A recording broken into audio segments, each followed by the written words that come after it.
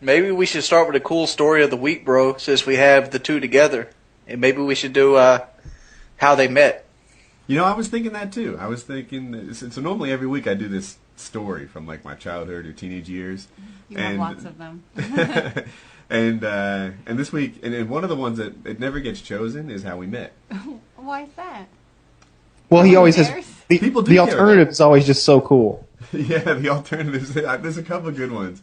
I came up with like catchy titles for them all. Okay. And I think it helps the other ones get selected. But I get PMs all the time asking how we met. Okay. So I snagged you. That's how we met. So here's the deal. I want to hear how you think we met, and then how I think we met. All right. So I can tell you what he's been telling us. Okay. he was starring a Mr. Universe contest, and and you were a judge, and he was like the runner-up in it. That sounds about right. I was only runner-up because she slept with me. Okay. I got her vote. No, all right. So here's the deal. In high school, I had bad grades, and I went to college, and kind of turned things around. In my first semester in college, I had like a 3.2, which is not really an outstanding GPA, but for a 1.98er like me out of high school, this was like a whole new me. I had learned to study, and I was having some success in college, and I was excited. And then you met me. Oh, my. So anyway, there was this thing that people did. They called it chop suey. I lived on the F floor, which I guess would be the 6th floor of the dorms.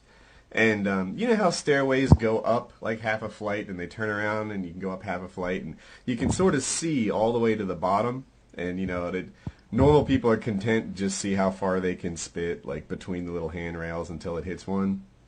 But in my dorm, they used to drop things like food or like jars of jelly or salsa. Goats. What'd you say? No. Goats. So I had finished my last final in my first semester in college, and I was pretty excited. And I was dropping like jelly and cleaning out the refrigerator to go home for winter break. Someone's blowing on their mic. But so anyway, I did that, and what's above an RA? The RD, right? She's the person who's in charge of all the RAs, if I remember. And she got mad. She heard the jelly like shatter at the outside her door, and she came all the way up, and she's like, you know, did you guys drop the jelly? And there were 2 of us that did it, and there were 3 of us around. He will eventually get to the point where he meets me, but I it's swear, a long, long way to We're get on our there. way there. So anyway, she looks at me and she's like, "Did you drop the jelly?" And I'm like, "No, ma'am. I don't even like jelly. I might have an allergy, as a matter of fact. I didn't drop the jelly. I don't have any jelly." And you'll find none of it in my fridge. So then what she does is she points to the 3 of us. She says, "I'm holding you guys responsible for this jelly. And it's me, my partner in crime, and another guy who didn't do anything." So when this innocent guy was, you know, about to take a fall, I was like, all right, I dropped the jelly. It was me. So I meet them the next morning with some sort of like trial. It's me, the RD, and like some sort of authority figure at the college. And they're like, "Did you drop the jelly?" And I'm like, "Yes." And they're like, "Have you been dropping the jelly a lot?" And I'm like, I think it was like my 2nd time. Now that was about the truth. The truth is there was like 15, 20 different parties or groups that would do this. And but when they caught me, they thought I was responsible for like every piece of dropped food down that stairwell all semester long. And they threw me out of the dorms for 4 semesters, which was ridiculously harsh. So I tried to explain, like, look, I'm not from around here. You know, I can't just commute from home. This is a really big deal. You know, if you throw me out of the dorms, I don't know how I'm going to get a college education. This is not a small thing. And they're like, well, you can appeal it. So I did, and somehow in my brilliant oratory, the 4 semesters got bumped up to 5, and yeah. So this was a wreck. So the next semester comes back. And I'm on the college swim team. I'm a pretty good swimmer. And I talked to my coach. And I'm like, "Coach, what can you do for me here? I'm in some trouble." And he gets it knocked down to the current semester, so it's just a couple more months plus community service. And this is where the meeting of the wife comes in. So, you would think, like, what do they do with the delinquents, the people who cause trouble around college? They could be, cleaning the police cars or picking up trash.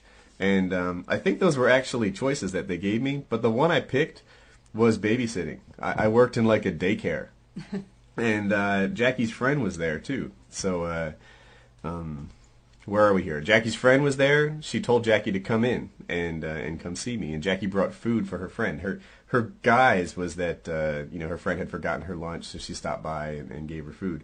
And the truth was, I think I was at least as interested in the food as I was in Jackie. I'm sure you were. Yeah, because I was hungry. I was feeding myself for the first time ever. There were no cafeterias, no nothing.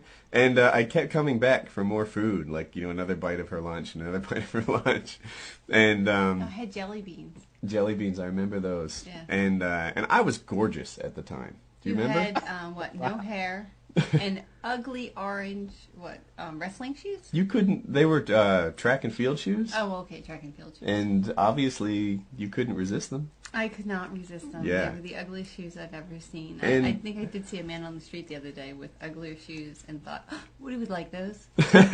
So the no hair thing, it wasn't because I was going bald, it was because I was a swimmer. And I had shaven every little hair on my body that wasn't covered by those tiny old school bikini swimsuit things. Eyebrows too? No, I think I had eyebrows. You had eyebrows. Yeah. Fair enough.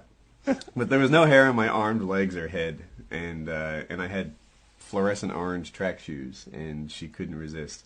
So she gave me this little note. I had a side job where I taught kids how to swim. I didn't give you a note. The kid gave you a note. Right. She had. You didn't even tell him the story right. She had this. You tell this long, detailed story about how you dropped the jelly, the trial, you're kicked out of the dorms. You get to my part, and it's all a blur. Like, I don't really remember how I met her. I can think she was kind of there, and she had food. I'm not really sure what kind of food. So I was coaching this little swim team, and she had this little teeny bopper give me a note saying teeny bopper. It was a little to call boy. her. Yeah. He's not a teeny bopper. He's some little kid. That's what I'm going for here. Okay, what was I wearing? That's your favorite part of the story. Oh, the time we met. Yeah. So when she met me to check me out to see if I was, worth sending a note to, she had her shirt unbuttoned down to, like, her belly button. Not true. But she had, like, 2 buttons buttoned. And, I was wearing my father's shirt. She was showing the goods. There are no goods. So, I think I might have been, like, 96 pounds at 5'7" with Julia Roberts curls in my hair at the time. Nice. Oh, all right. Jersey girls for the win. Yes, it was. My hair was. Well, it wasn't teased big. 97 pounds and a good 12 of them were in her hair. So, she has this little kid hand me the letter, and I was actually pretty psyched at first because she's hot. And I was like, all right, I'm totally calling her. I've got myself a date. And then I realized it was April 1st. So I didn't call. I was like, they're playing a trick on me. Yep. And they were mad at me, the next couple of days. Why didn't you call? And I was like, well, it was April Fool's. I thought you were playing a joke on me. So I called the next week, and that was that. And we still celebrate April Fool's as when we met 17 years later. Wow, that's 17? 92? I don't know. You do the math. 18? 18 years. See, you were wrong. Whatever. A long time ago. So there's That's a the pretty, How I Met My Wife story. I was doing